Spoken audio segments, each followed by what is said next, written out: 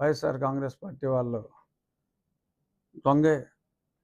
దొంగ బాబాయ్ అన్నట్టుగా మరి ఇప్పుడు వాళ్ళు ఎవరిని కొట్టకుండానే ముందే మమ్మల్ని కొట్టేశారని మరి నిన్న ఢిల్లీలో విజయసాయిరెడ్డి గారు మరి చాలా గొడవలు చేశారు.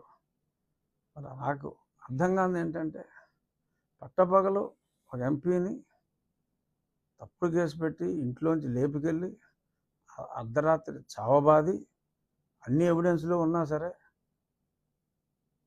అంటే నాకన్నా వాళ్ళు ఎంత దుర్మార్గులో తెలిసినవాడు ఎవరు లేడు. సరే, కొంతమంది చంపేశారు, అది ఉంది. బట్ ఒక స్థాయి, ఒక ఎంపీ స్థాయిలో ఉన్నవాడిని ఈ రేంజ్లో వాళ్ళు చితకబాదారంటే మరి వాళ్ళు ఎంత దుర్మార్గులు అన్నది నాకు బాగా తెలుసు. మరి వాళ్ళు ఇవాళ అలా చేశారు, ఇలా చేశారని కనీసం నా ఫ్లెక్సీని కూడా 4 సంవత్సరాల్లో ఎవరిని కట్టనవలా. అది మీ అందరికీ తెలుసు. మీడియా ఎవరైనా కడితే వాళ్ళకి ఆ పోలీసు వాడు ఫోన్ చేసి వార్నింగ్ ఇచ్చేవాడు. సో మరి ఈ రకంగా అన్ని దురాగతాలు చేశారు.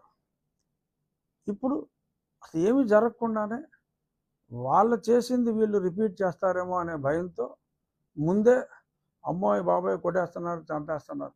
1-6 సంఘటనలు ఎక్కడైనా జరిగి ఉండొచ్చు.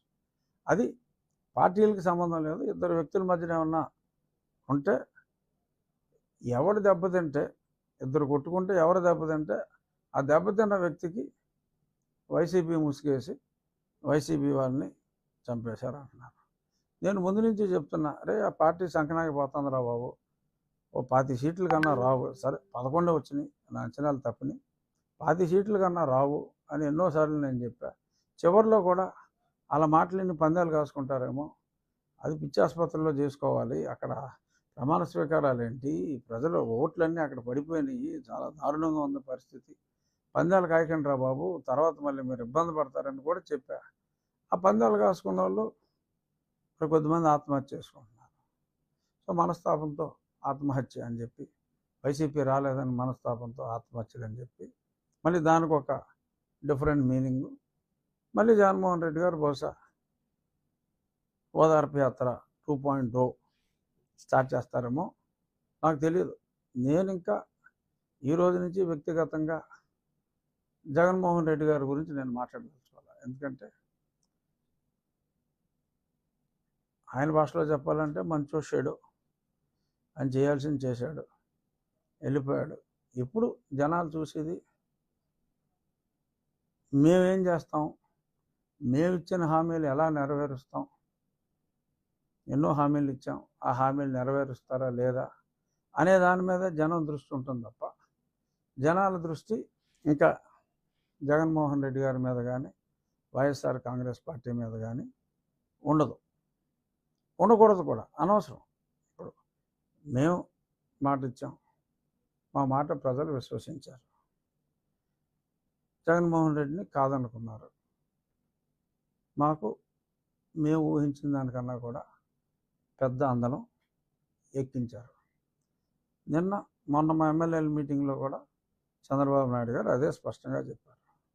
మనకి ప్రజలు అధికారం ఇవ్వలేదు, మనకి ప్రజలు ఒక బాధ్యత అప్పచెప్పారు, ఆ బాధ్యతని సక్రమంగా నిర్వహించాలి, దాడులు ఇటువంటివి మనం చేయకూడదు, చట్ట ప్రకారం తప్పు చేసిన వాళ్ళని శిక్షించాలి.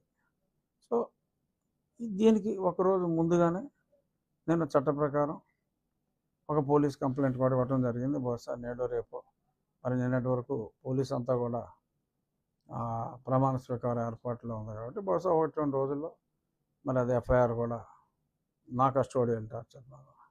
ఎందుకంటే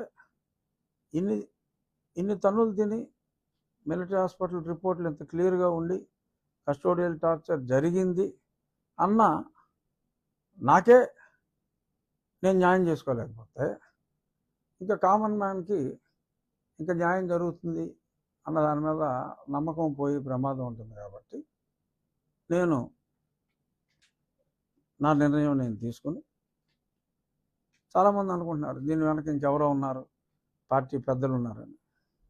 నేను ఎవరితోటి మాట్లాడాల.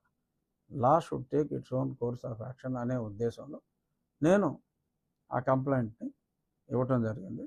డెఫినెట్గా ఇక్కడ న్యాయం జరిగితే ప్రజలకు కూడా వాళ్ళకి జరిగిన అన్యాయాల మీద చట్ట ప్రకారం న్యాయం జరుగుతుంది అనే ఒక నమ్మకం వస్తుంది అనేది నా విశ్వాసం.